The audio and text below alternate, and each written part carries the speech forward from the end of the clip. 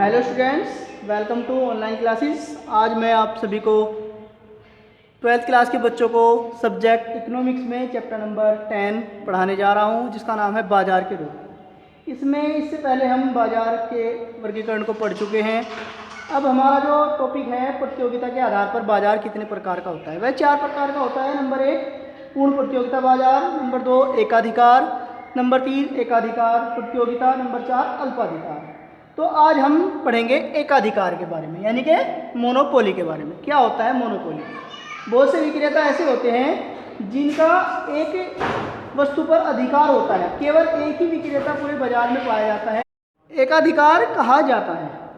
तो एकाधिकार से आज से अब देखते हैं मीनिंग ऑफ मोनोपोली। यह एक ऐसा बाजार है जहां पर एक वस्तु विशेष का केवल एक ही उत्पादक होता है एवं उस वस्तु विशेष की कोई निकट स्थानापन्न वस्तु भी बाजार में उपलब्ध नहीं होती है। यानी कि बाजार के अंदर केवल एक ही उत्पादक होता है उस वस्तु का, और केवल वो ही उस वस्तु को बेच सकता है और खरीद सकता है, और उसकी कोई स्थानापन्न वस्तु भी नहीं होती है, यानी कि उसके जगह पर कोई दूसरी वस्तु भी नहीं खरीदी जा सकती है। तो उसे हम एकाधिकार कहते हैं, मोनोपोली कहते हैं। एक ही उत्पादक के पास उस वस्तु को बेचने का अधिकार होता है पूरे के पूरे क्षेत्र में। अब देखते हैं एकाधिकार की विशेषताएं। एकाधिकार की विशेषताएं क्या क्या होती है।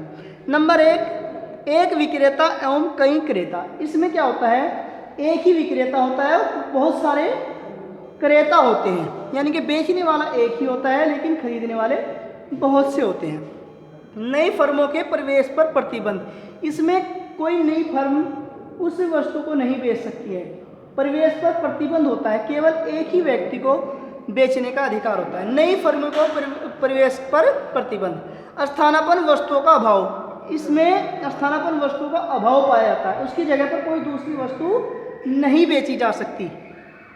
कीमत पर पूर्ण नियंत्रण। कीमत पर पूर्ण नियंत्रण होता है, क्योंकि एक ही उत्पादक होता है, वह कितनी भी कीमत में उस वस्तु को बेच सकता है। कीमत विभेद। कीमत विभेद यानी कि इसमें वस्तु की कीमत में विभेद पाया जाता है। वस्तु की कीमत हिसाब से रखता है, कोई एक्स्ट्रा कीमत नहीं रख सकता है। मांग वक्र में परिवर्तन। इसमें मांग वक्र में परिवर्तन पाया जाता है, जैसे कि यहाँ पर वक्र दिखाई दे रहा है। सबसे स्टार्टिंग में पी प्राइस होता है, क्वांटिटी क्यू होती है, लेकिन जैसे ही प्राइस घटता है तो क्वांटिटी बढ़ जाती है। तो इसका वक्र बाएं से दाएं की ओर ऊपर से नीचे आता हुआ दिखाई देता है। तो ये होता है मांग वक्र में परिवर्तन की प्राइस बढ़ने के साथ मांग कम हो जाती है, प्राइस घटने के साथ मांग बढ़ जाती है। सीमांत आय औसत आय से कम। सीमांत आय औसत आय से कम होती है। यहाँ पर डायग्राम दिखाई दे रहा है, ये हमारी मार्जिनल रिवेन्यू है और ये है हमारा एवरेज रिवेन्यू, यानी कि सीमांत आय एवरेज रिवेन्यू से कम होती है, औसत आय से कम होती है।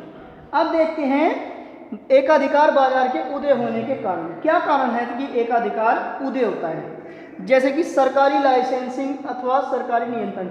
बहुत से कारोबार ऐसे होते हैं जो सरकार के नियंत्रण में होते हैं, जैसे कि रेलवे, तो केवल सरकार का ही उस पर नियंत्रण होता है, या सरकार किसी अन्य व्यक्ति को कोई कारोबार करने के लिए इजाज़त दे देती है, लाइसेंस दे देती है, तो उस पर सरकार का नियंत्रण होता है, इसलिए बाजार एकाधिकार बाजार उदय होता है। पेटेंट अधिकार। पेटेंट अधिकार यानी कि किसी शोध से रिलेटेड, या कोई शोध हो जाता है या कोई आविष्कार होता है, उस पर उसी का ही अधिकार होता है जो कि उसका क्रिएटिविटी करता है, तो इसे कहते हैं एकाधिकार बाजार उदय होता है। ऐसे व्यापार गुट।